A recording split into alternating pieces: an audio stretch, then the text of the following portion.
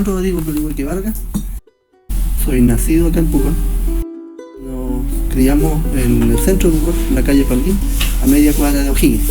La avenida Argentina se la llamaba antiguamente. Nuestra familia estaba compuesta por mi abuela, la mamá de mi papá, por mi mamá, se llamaba Brígida Vargas Acevedo, y mi papá, Juan Antonio Colihueque. Y bueno, y 7 hermanos, que somos en total. Mi papá, en toda su vida fue socialista, pero en ese momento era presidente del Partido Socialista de Pucón, y en la casa era la sede del Partido Socialista. Y ahí en el patio, debajo de los ciruelos, se ponían bancas y ahí se hacían las reuniones del Partido Socialista. Entonces nosotros de niños que conocimos la política, y entonces nuestra niñez, por lo menos yo tengo muy bonitos recuerdos. Tengo una niñez feliz, a pesar que no éramos una familia pudiente de Pucón, no éramos de grandes recursos. Mi papá tenía su taller, trabajaba independiente, generaba sus propios ingresos, era el eléctrico del pueblo. Entonces llegaba todo el mundo de Pucón, llegaba a la casa de mi papá, que era el único que arreglaba radio, después televisión y todo eso, entonces todos lo conocían. Bueno, había un clima medio encrispado porque aquí en Pucón también había una cédula de Patria y Libertad que era activa y que estaban, digamos, haciendo algunas cosas. Entonces, y además porque en ese tiempo no hay que olvidar que existía la canasta que se distribuía a los pobladores, y para eso llegaba un camión desde Temuco con la mercadería, y ese camión muchas veces fue atacado ahí en la subida al Cristo por los opositores a la Unidad Popular, y se robaba la mercadería, entonces la gente quedaba sin mercadería. Entonces después de eso se tuvo que armar unas patrullas de resguardo para ir a esperar el camión antes que subiera al Cristo, para poder protegerlo y que llegara la mercadería al centro de distribución que había, donde se empezaba se armaban las canastas y se distribuía a la gente de las poblaciones, básicamente aquí en Pucón.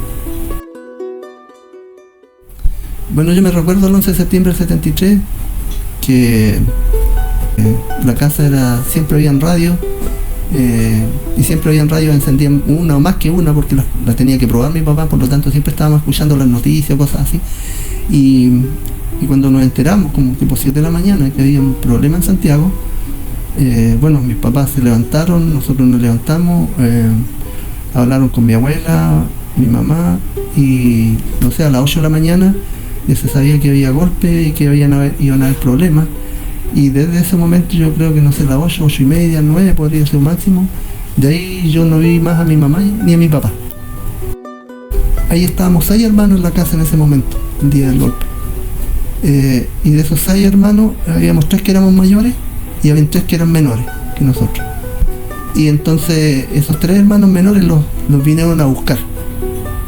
Y nos quedamos solo 3 hermanos con mi abuela en la casa.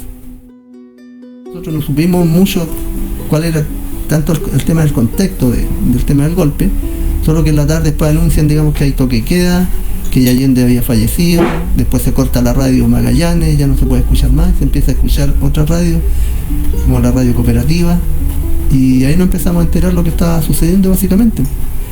Así que mi abuela nos contenía, estábamos solo con ella, mi papá no supimos más de ellos, mi mamá tampoco, de mis hermanos menores tampoco supimos más de ellos que había pasado. Y ahí nos quedamos aguantando lo que fue el golpe, solo. Y lo que sí dijeron que había que esconder o quemar los libros Quimantú, los cuadernos Quimantú que existían en ese tiempo, porque eso también se entregaba a los colegios y pasaban por la casa, me acuerdo. Y eso hizo mi abuela, agarró esos libros, los quemó y algunos se escondieron. Y lo otro que me acuerdo yo que nosotros escondimos con mi hermano eran los long play que habían de Víctor Jara, de los Inti Illimani, de Quilapayún, hasta que un día estábamos durmiendo, no sé, serían las 3, 4 de la mañana, cuando llega una patrulla de carabineros, empiezan a golpear la puerta, echaron abajo la puerta y entraron un piquete de carabineros con estos fusiles, me acuerdo clarito, con estas bayonetas en la punta, con estos cuchillos en la punta, buscando a mi papá y buscando armas, y desarmaron la casa, o sea, levantaron, rompieron colchones, botaron las cosas, muebles, todo quedó patas para arriba ese día. Y bueno, nosotros apegados a mi abuela nos recibimos amenazas, me acuerdo que nos apuntaban en el pecho con esa bayoneta, por eso la recuerdo tanto. Bueno, y nos insultaban, nos gritaban, nos empujaban, desarmaban las cosas, los muebles, los tiraban, las camas las desarmaron enteras. O sea, y para un niño, en ese tiempo yo tenía ya cumplir 15, entonces también el temor, el miedo a que nos desaparecieran, que nos mataran si nosotros decíamos cualquier cosa. O sea, estábamos totalmente asustados, no podíamos hacer nada básicamente. Esos son los recuerdos que yo tengo de esos días después del golpe y estar solo en la casa, bueno, y después no poder salir. No me recuerdo que no hayan venido a visitar a alguien, algún vecino vino, pero en general estuvimos solos. No tengo recuerdo de haber visto armas, solo ver personas que se organizaban para poder hacer cosas en beneficio de los demás, de poder mejorar su estándar de vida. Nunca yo vi a mi papá en temas de promulgar la violencia, en temas de pensar o estar organizando actividades con armas. Bueno, después que desapareció mi papá, no sé cuánto pasaría hasta que pidieron que se entregara. Y ahí él se fue a Carabineros y lo tomaron preso. Y después de eso, bueno, ahí tomaron a la mayoría de los que eran los representantes de la Unidad Popular y los dirigentes del Partido Socialista, que fueron varios, bastantes, aquí no sé cuántos serán, unos 12 serían o más, y gente del campo que trajeron también, que eran dirigentes campesinos.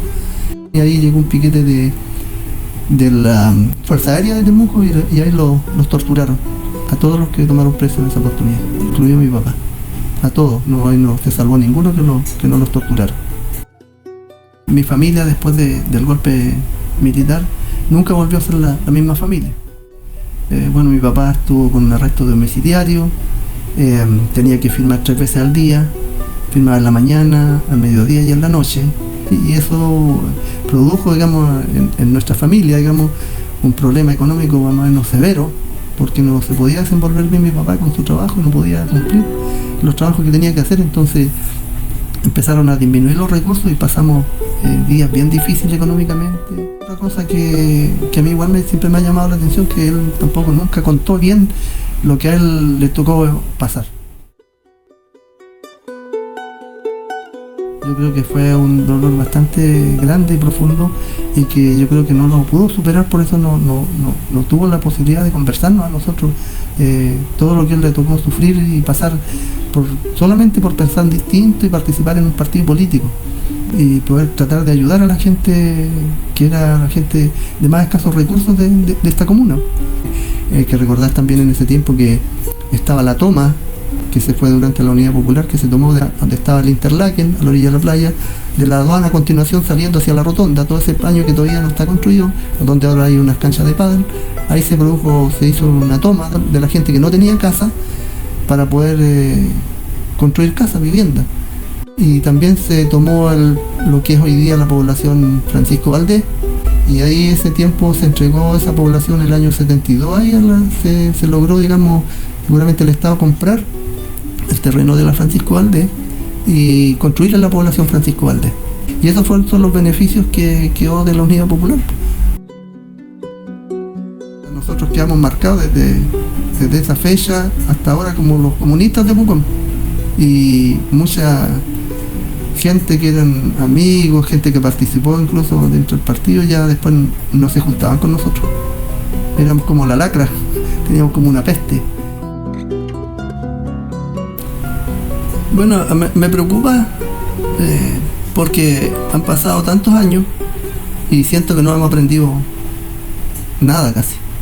Seguimos las mismas discusiones, seguimos no aceptando la opinión del otro, de que no haya justicia a 50 años de los crímenes que se ocurrieron, de las torturas, de las desapariciones. Entonces, ¿qué va a esperar uno en un país que no es capaz de hacer justicia con su propia gente?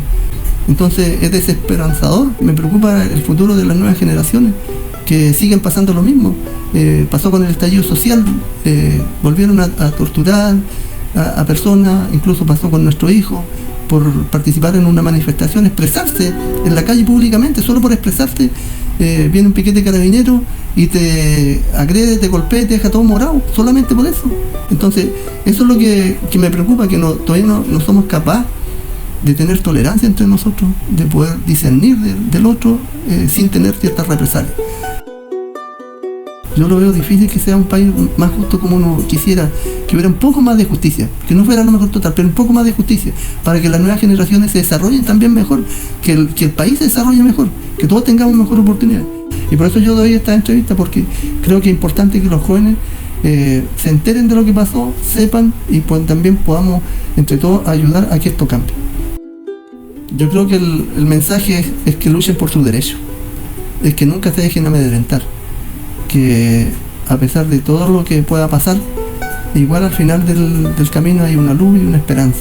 Obviamente que la dictadura afectó, o sea, tenemos la privatización del agua, el tema de la educación, la segmentación de la sociedad por la educación, el tema de la salud, o sea, infinidad de cosas que hoy día aún lo estamos viviendo y que las nuevas generaciones también lo están viviendo. Nosotros, por ejemplo, vivíamos en la península, hoy día ya no podemos ingresar a la península, en muchos sectores ya no se puede ingresar, los niños tampoco pueden ingresar, entonces está todo muy restringido, todo en el sector muy privado, y eso te limita a muchas cosas. Entonces, es que lo único que nos queda a la gente que venimos de abajo y que somos gente que queremos cambio es luchar, no queda otra cosa. Las nuevas generaciones tienen que hacer eso, si quieren cambio, si quieren mejorar, tienen que luchar, tienen que organizarse y luchar por sus derechos, por mejores estándares de vida, por mejores igualdad ante la ley, por mejor igualdad económica, por mejores igualdad sociales. No, sin la lucha, si nos quedamos en la casa, no se va a conseguir nada va a cambiar. Hay que organizarse, hay que ver la forma de cambiar las cosas, pero con trabajo, con lucha hay que hacerlo, no queda otra solución.